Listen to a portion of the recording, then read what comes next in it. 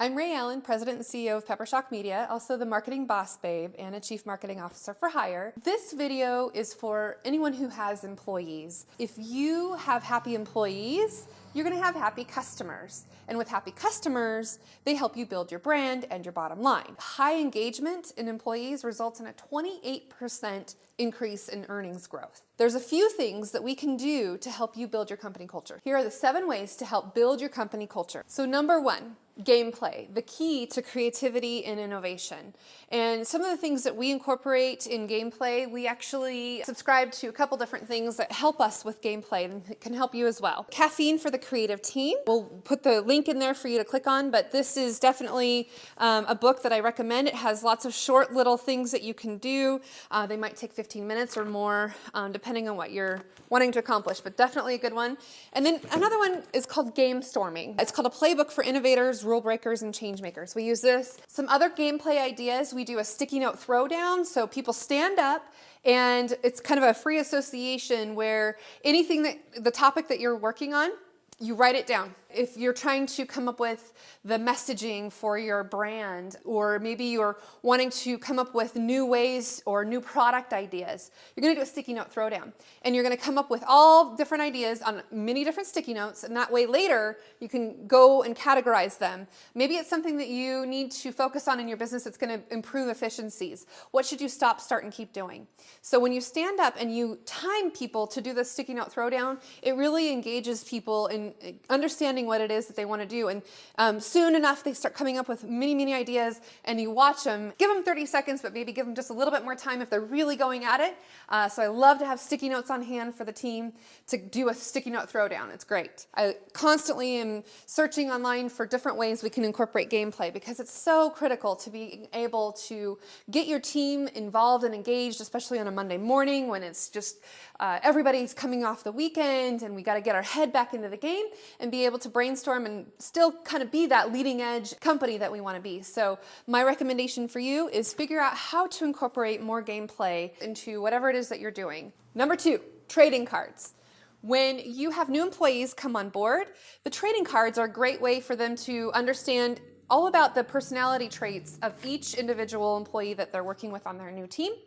And it's also a good reminder for those team members who've been around for a while.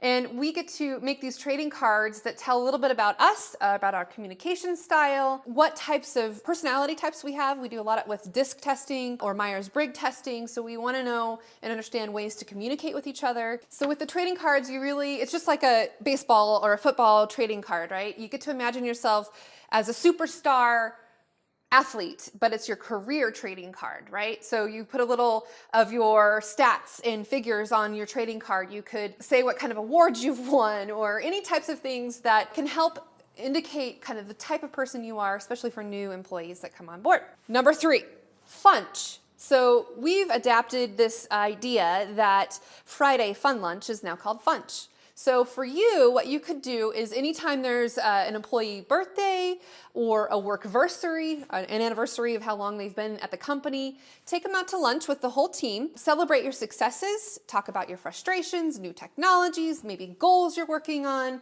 maybe a question of the day. Just really engage your employees at that time. Those that play together, stay together, and creating that all-star environment is really what we're up to. Number 4, wins and losses. Every year, keep track of all of the wins that you have accumulated over the year on sticky notes, like this. Write down your wins, and then put it on a big giant sticky note. And then another sticky note, you could include your losses. And then what we could do at the end of the year is actually burn those. And you can see we've actually burned our wins and losses. When you burn the wins and losses, it's the idea of leaving the past behind, but gaining the future of what you want it to manifest into. And then the idea is to manifest new wins, so we can sticky note throw down all the new wins that we want for the new year and put them on that giant sticky note and leave them up for everyone to see the whole year, and then you can look at what you've accomplished and maybe what you want to work on continuously for the next year. Number 5, and this one's a little tricky. It's good turnover versus bad turnover.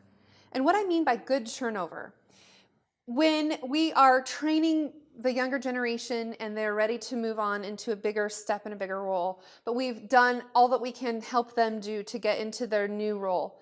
That's good turnover because we have given them as much as they've given us new ways of doing things versus what we've shown them in new ways of doing things. So good turnover in that case is sometimes okay. Other times when good turnover happens, when we've got maybe somebody that's in the office that's kind of cancerous in spreading negativity, and they just can't get themselves out of that habit, and they're just not being very productive. They're bringing the whole team down, and it's not good for the company culture, and it's just not working out. Sometimes that is good turnover, and sometimes it makes the whole team lift up because they've been drugged down so much so long. Just because you've done something for so long doesn't mean that you're any good at it. So sometimes when those cases happen, it's good turnover, right? So that's something to keep in mind, that you know, if you've got somebody that you've talked to, you've done all the paperwork and performance, you've done all the things that you can possibly do to help build and develop this person and grow this person, and they're just not getting it through them that they need to do this, right?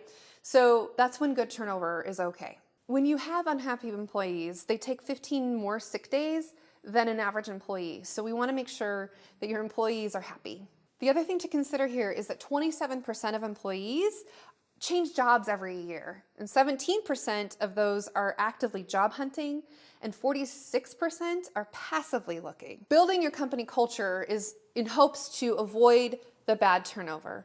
When you lose your golden star and you lose that person that keeps everybody together, they're like the glue that keeps everyone stuck together, and you lose that, then sometimes that's bad turnover. So the idea is building your company culture in such a way that no one wants to leave. They actually are there building the company, being a part of it, and they're so busy building the company and building their own grass that they don't care what other color somebody else's grass is, right? They don't care about the green grass on the other side, because guess what?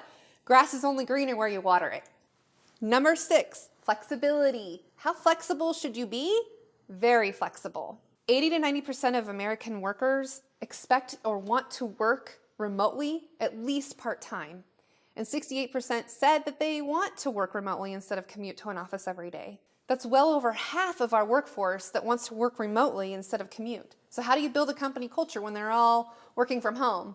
Well, there's all kinds of things that we have to do and talk about in order to make that happen so that your company culture can stay strong, even while people are working from home. On my longer marketing expedition webinar, we're going to go into more depth about these topics, and we're going to definitely cover how to build your culture through remote workers. Number 7, the final tip for me today. Millennials and different generations working together with all the different generations that are coming up, and the leadership gap as boomers leave the workforce, and our millennials and exennials and whatever the next term that we're calling the next generation, the centennials, I don't know. Anyway, the Gen X, Gen Y, Gen Z, all of them are coming into the workforce and are getting trained, and they have a different way of working and a different mindset. And so working together is something that will help build your company culture. 41% of millennials expect to be in their current job for 2 years or less, compared to 17% of Gen X. And I'm a Xennial, I'm in between Generation X and a millennial, so I fit right in between there. And then 10% of the boomers expect to stay at their job for 2 years or less. So boomers are longevity, they have more loyalty, they stay a lot longer, but then now they're exiting the marketplace and they are retiring. Talking about millennials and working with millennials and training and how you can engage them in the workplace and make it a goal to have them stick around longer than just 2 years.